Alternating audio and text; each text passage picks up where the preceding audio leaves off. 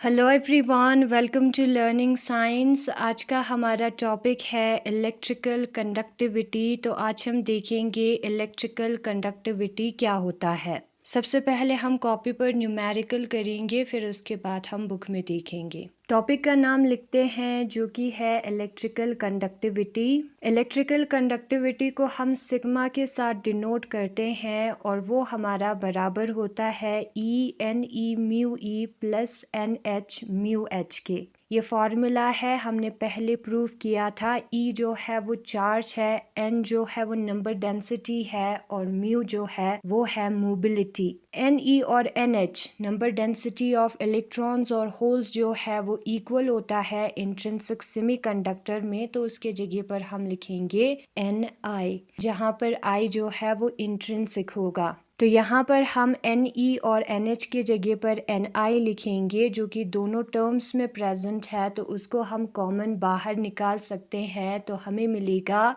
ENI mu e plus mu H. Ni का value हमने पहले वाले वीडियो में निकाला था। Ni जो है वो हमारा बराबर होता है 2 pi k T divided by h square whole power 3:2 me star mh star whole power 3:4 exponential of negative of Eg upon 2 kT के। Eg के टर्म्स में Ni हमारा इतना होता है। इस वैल्यू को हमने पहले निकाला था पहले वाले वीडियो में, तो इसको हम पुट करेंगे यहाँ पर Ni के जगह पर। तो सिग्मा जो है वो हमारा बराबर आएगा, सबसे पहले Ni का वैल्यू लिखते हैं जो कि हमारा बराबर होगा 2 pi k T divided by h square whole power 3:2। फिर हमें लिखना है me star mh star whole power 3:4 exponential of negative of Eg upon 2 kT। फिर E आएगा, यहाँ पर E है, ठीक है, और mu e plus mu H आएगा। अभी हमने Ni का वैल्यू पुट किया है। अब ये जो कंडक्टिविटी का इक्वेशन है हमारा, उसमें दो टेम्परेचर वाले टर्म्स है। एक है ये T⁻³ और दूसरा ये 1:T। ये जो टेम्परेचर है हमारा T⁻³ ऐसा कोई टर्म जो है यहाँ पर mu e plus mu H में भी हमें मिलेगा और ये जो है एक दूसरे को कैंसिल कर देगा। तो ये जो टर्म है टेम्परेचर वाला वो डिसअपियर हो जाएगा, बचेगा ये सारे टर्म्स जो कि कांस्टेंट है। तो हम लिखेंगे constant into exponential of negative of Eg divided by 2 kT। ये वाला टर्म बचेगा, ठीक है, ये कैंसिल हुआ है। चार्ज भी कांस्टेंट है तो कांस्टेंट लिखा है हमने बाकी सारे टर्म्स के जगह पर। नाउ जो रेजिस्टिविटी होता है वो रेसिप्रोकल ऑफ कंडक्टिविटी के बराबर होता है। रो जो है वो 1/सिग्मा के बराबर होता है, तो इस टर्म का हमें रेसिप्रोकल निकालना होगा।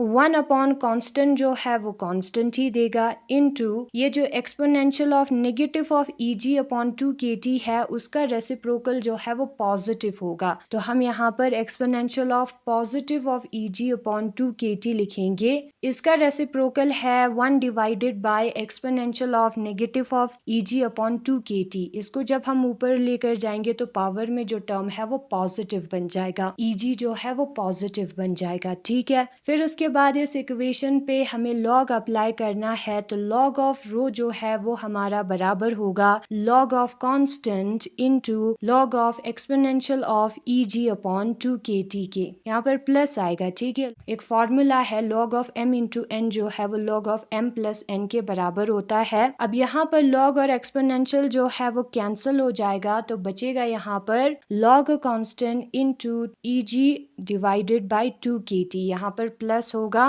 तो ये जो है वो हमारा रेजिस्टिविटी का इक्वेशन है। तो हम अगर एक एक्सिस पर लॉग ऑफ रो लिखे और दूसरे एक्सिस पर 1/T लिखे, तो जो हमें स्लोप मिलेगा किसी भी डायरेक्शन में हो सकता है, ये जो स्लोप है वो हमें Eg का वैल्यू देगा। स्लोप जब होता था तब y = mx + c, तो m जो है वो ये वाला पोर्शन है। तो ये जो स्लोप है वो हमें Eg का वैल्यू देगा और यही है आज का हमारा न्यूमेरिकल। वही सेम चीज बुक में दिया है। इलेक्ट्रिकल कंडक्टिविटी इंट्रिंसिक सेमीकंडक्टर का वो हमारा इतना होता है, sigma is equal to e n e mu e plus n h mu h के। इस वाले टॉपिक में हमने किया था कंडक्टिविटी ऑफ इंट्रिंसिक सेमीकंडक्टर, तो वही फॉर्मूला पुट किया है। अब नंबर डेंसिटी ऑफ इलेक्ट्रॉन्स और नंबर डेंसिटी ऑफ होल्स जो है वो इक्वल होगा इंट्रिंसिक सेमीकंडक्टर में, तो इसकी जगह पर हम Ni लिख सकते हैं। तो सिग्मा जो है वो हमारा इतना आ जाएगा। Ni का वैल्यू हमने पहले निकाला था, ये है हमारा Ni का वैल्यू, ठीक है, नंबर डेंसिटी इंट्रिंसिक सेमीकंडक्टर में। टॉपिक का नाम यहाँ पर दिया है, इस पर हमने पहले वीडियो बनाया था। यहाँ पर जो मोबिलिटी है म्यू एच और म्यू ई, वो टेम्परेचर डिपेंडेंस होगा, उनका टेम्परेचर वो भी टेम्परेचर पर डिपेंडेंट होगा।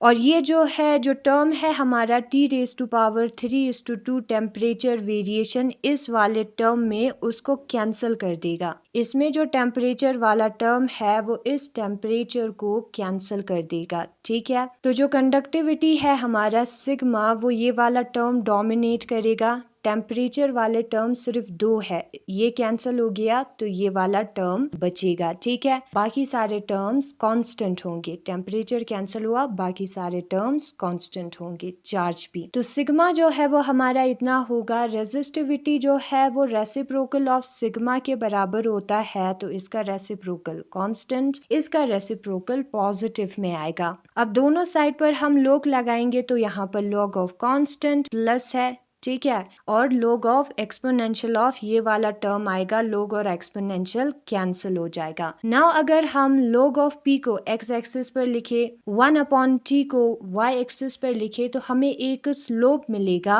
और वो जो स्लोप है वो eg का वैल्यू देगा। और ये जो eg का वैल्यू हमें मिलेगा, वो जो है कोई भी दूसरा मेथड हो उससे जो हमें वैल्यू मिलता है उसके साथ अग्री होगा, उसके साथ इक्वल होगा, ठीक है। तो ये है हमारा कंडक्टिविटी सेमीकंडक्टर्स का, और ये यहाँ पर भी हमें टेम्परेचर डिपेंडेंस नज़र आ रहा है। तो यही है आज का टॉपिक। Thanks for watching.